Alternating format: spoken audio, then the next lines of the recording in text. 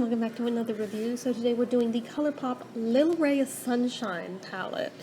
This is unfortunately discontinued, but you can still find it. Secondhand marketplaces like eBay, things like that. But it is a real shame they discontinued this one, because this is one of the best ColourPop palettes I believe I have ever used in my life. And from poking around on Reddit forums, it seems like a lot of people are in the same boat of, we would kill to have to bring that back.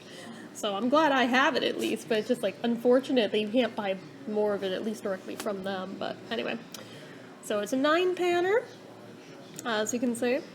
And I took notes on how each color wore as I've tested them out. So let me pull that up. Alright, so looking over here, it's because I'm reading off of my notes. So first shade right here is called Sun's Out. And first things first, I am shocked that this actually shows up on my super pale skin tone. It's giving banana powder, but it does have that ever so slight pastel yellow lean to it, which is in line with this whole palette. So it's opaque, but it can also be built up from that opacity.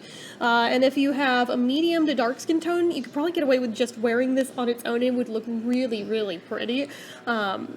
But for the pale girls like me, it'll be a really good highlight shade to mix in amongst the more colorful looks in this palette. But I like this one a lot, even on its own. I was like, I could add a dark cat eyeliner wing to it, and it would give like a really decidedly 60s vibe to it. So I actually like that more than I was expecting to. So the next shade in is called Vitamin D, and it's this one right here. And it's a very muted, warm yellow shade, which is weird because it looks tan, right? And it's actually surprisingly easy to wear. I was anticipating this one to be a challenge, but no, this one I was actually able to make work really easily, and it's really lovely. So you can build it up or use it as a sheer wash of pigment, and it smokes out really, really well when you blend it out.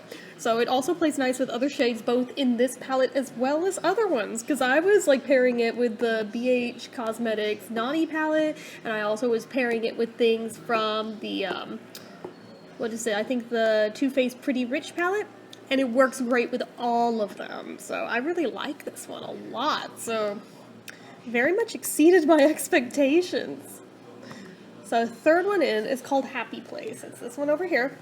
And this is an absolutely gorgeous bright marigold shade that you can either do a thin layer of for a more muted look, or you can layer it up for a bright and bold, so it blends easily too. It's got some moderate fallout, but it's not a deal breaker because it's such a light color that's like, it's not super noticeable if it happens. And all around it's just like a really fun color to wear. I liked it. So then the fourth one in is called Blissed Out. It's right here. And the shade is basically a medium tan with a hint of yellow that comes through in the hue. It's got like a lot of nice pigment to it, and for as much as this color sounded unappealing to me on paper, it's actually way more realistically wearable than I gave it credit for. So then finally is Sunny's in the Middle, and this was the one I was super stoked to try, more so than anything. It was what got me to pull the trigger on buying this in the first place anyway, and it did not disappoint. This is the bright yellow we have been waiting for. For me, it is like exactly Beatles Yellow Submarine Yellow. It is that exact shade in real life. I realize on camera it probably doesn't come through as vibrant, but trust and believe it is like that exact shade of yellow, and I'm so stoked about it.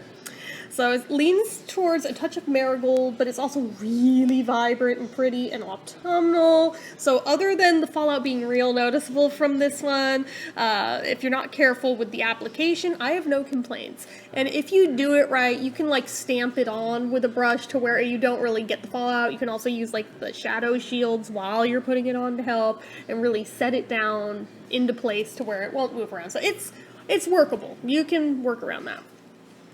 So then we have Vibey over here, and this one is another really nicely pigmented shade, and it comes off as like a slightly muted Dijon mustard yellow is like my best way of describing what it looks like. So it probably doesn't sound super appealing, but it's actually really lovely.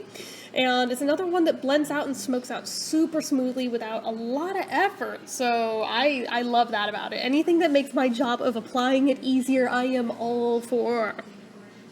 So that brings us to Limoncello down here, which this shade has very little to do with actual limoncello, but it looks in actuality very similar to terracotta.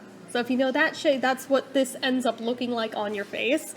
So it's perhaps like a hint of like a hair lighter than the terracotta shade, but it's right in there. So it's got a lot of an orangey tone to it, which is definitely good for enriching some of the other shades we've got in this palette to create like a really good dimensional look. So it's another really opaque and blendy one, and just it's fabulous in my opinion. So this one is called Chillin'. And this one, woo, I almost dropped it. Okay, but I didn't.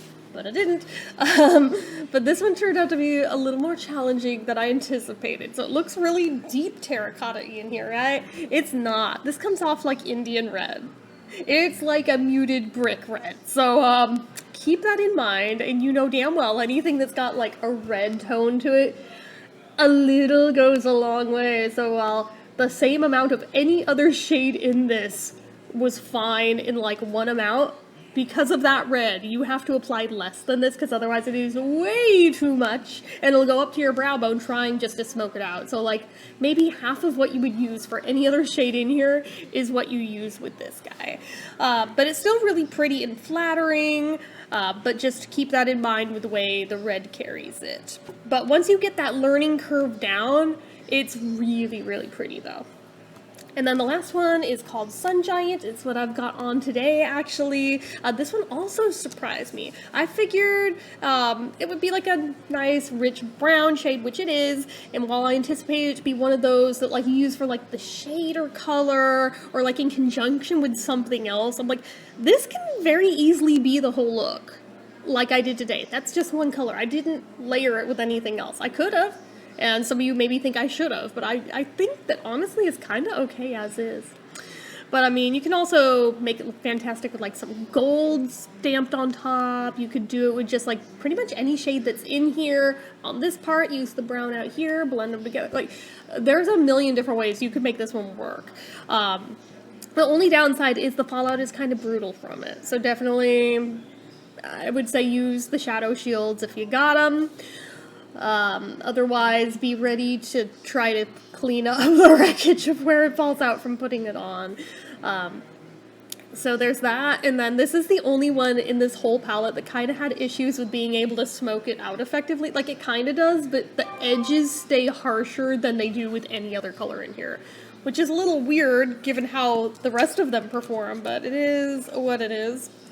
But overall, I give this an 8 out of 10. I really, really love this palette. I've never loved a single palette from ColourPop as much as I love this one. So if anyone at ColourPop is listening, please bring this back, even as like a limited time thing yearly. Like, I think a lot of people would love to be able to openly and easily get this in their collections on a fairly consistent basis. Even if it's like once a year, a lot of people would go for that.